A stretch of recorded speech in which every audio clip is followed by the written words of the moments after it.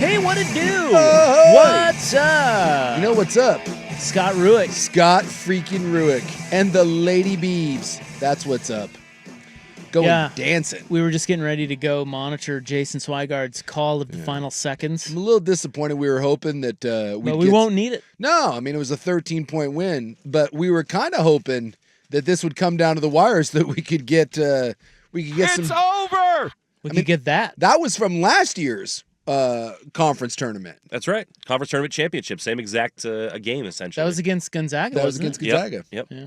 But the Pilots needed that to get in. They're like 29-3, so they'll get in either way.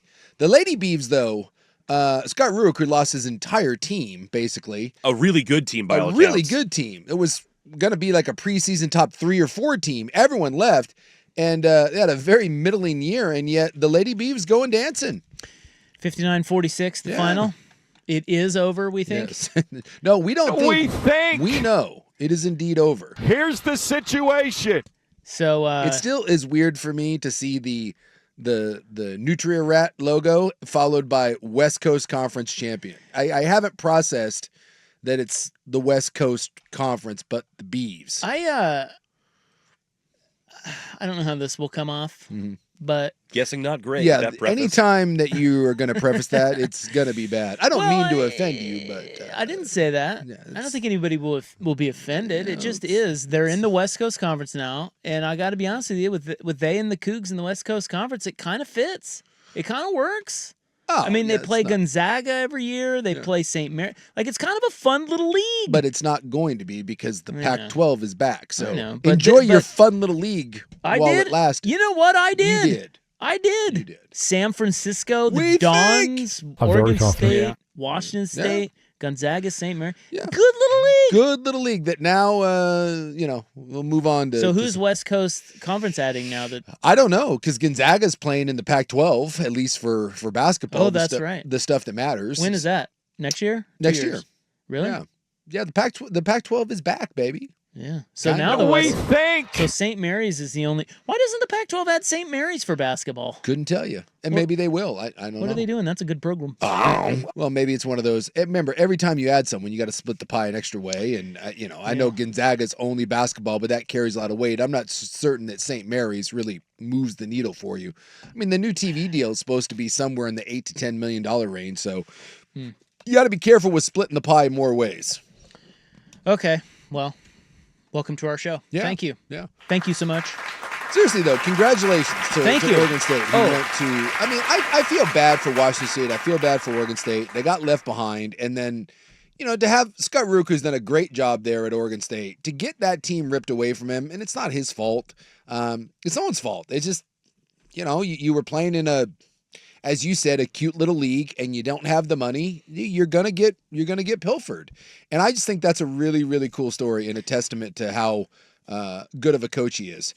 And you want him to believe you want to believe that he'll stay there and like see this thing through until someone comes along and offers him more money to go coach in the Big Ten, and then he leaves and does that. Yeah, I mean, or I could crap all over that and say, look, it's just the West Coast Conference.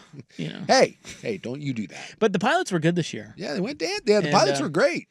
And they went, and then the Beavs just took them down. Do you think that the Pilots laid down so that Ruick, maybe there was like a backroom deal on this? Because the Pilots are going dancing anyway. Yeah, and the Beavs needed this. So maybe they did Scott Ruick a solid. Took one for the West Coast Conference. I doubt it, but collusion is what you're saying. That's right.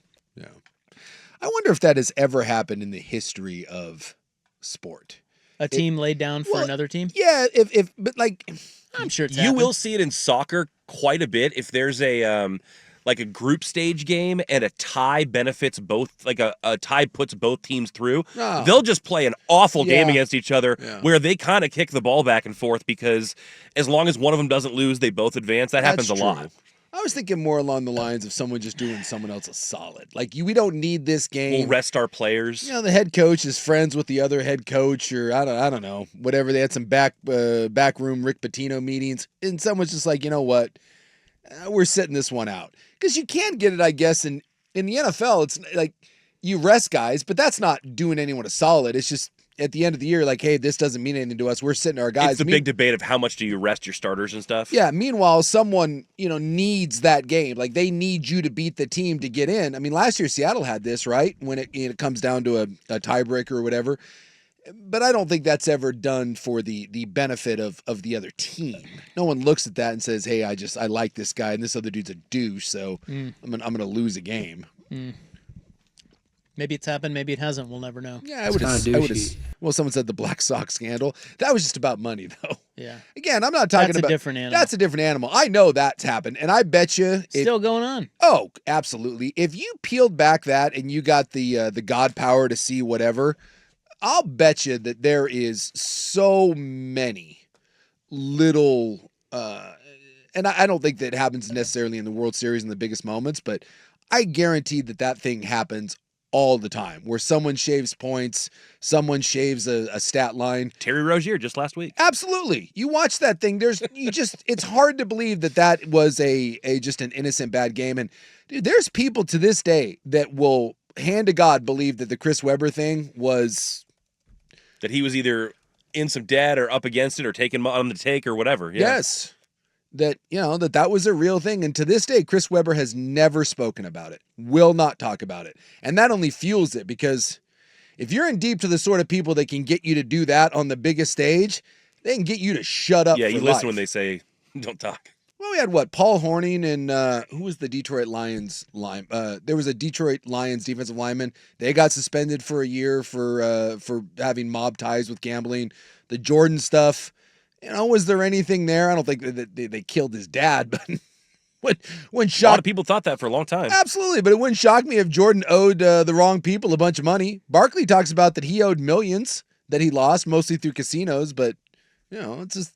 I think just gambling in sports and shady figures. That UNLV team, remember they were all photographed in the hot tub with some mobster. Yeah. I don't think that like a notorious Vegas mobster is like hanging out in the hot tub with UNLV basketball players because he likes the conversation. That tells me that maybe there's an angle. So? No. He's like, man, that Greg Anthony's a great guy. Yeah, just invite him over in my hot tub. Just hang out. Why are you going there? Yeah, something tells me. Hey, why are you going there? Yeah. So West Coast Conference added Grand Canyon and Seattle, I'm seeing here. Seattle University. I can't say I knew that. Not the Mariners. No, that would be awkward. Although, did you see Rick Riz get drilled in the head? Oh, we have the audio. We'll be getting to that. Yeah. Yeah, that's a segment. Poor Rick Riz. Rick Riz's toupee saved his life. Absolutely. I mean, sounds like. Well, the padding on that thing. I mean, it's like wearing a helmet. It's like wearing one of those Guardian caps for Rick Riz. So the West Coast will be St. Mary's, Loyola Marymount, Grand Canyon, Seattle, San Francisco, San Diego, UP, Santa Clara. I'm trying to do this by logo, and that's not that easy. What's that one? Some other team. Not gonna win the league. Yeah. If you don't recognize the logo, that probably doesn't speak volumes for that team. Yeah. Just saying. Yeah. Well, and you never know. It could have been some weird new. Some of these like lesser conferences and the teams they're adding. You're like, who? I know. You're never quite certain. Well, we're at the bottom of the barrel now. Aren't we? I mean, yeah, we're scraping it. Right near the bottom. I mean, when you're talking, isn't the Pac-12 talking about who's the team that's trying to come up? Sacramento. Yeah, Sac State. Yeah. I mean, come on. Yeah, I mean, that's where we're at. Like, look, we're dragging the bottom of the river. We got to find some. Oh, University of the Pacific is in there. That's the other. Yeah, so Santa Clara, San Francisco, San Diego, St. Mary's, UP, Pepperdine, Pacific, Loyola Marymount, and then they'll add Seattle and Grand Canyon. Okay, well, Gonzaga out. Does that do anything for you? Oregon State out, and Washington State out. So basically, the last 2 seasons of the West Coast Conference, the glory years. those were the glory years. The glory years. When everything was fun league. Yeah, was it? What does we Jerry hardly say? knew Glory holes and smiles or whatever. What's the Jerry line? Smiles and glory holes. Yeah, the last 2 years of the West Coast Conference, smiles and glory holes.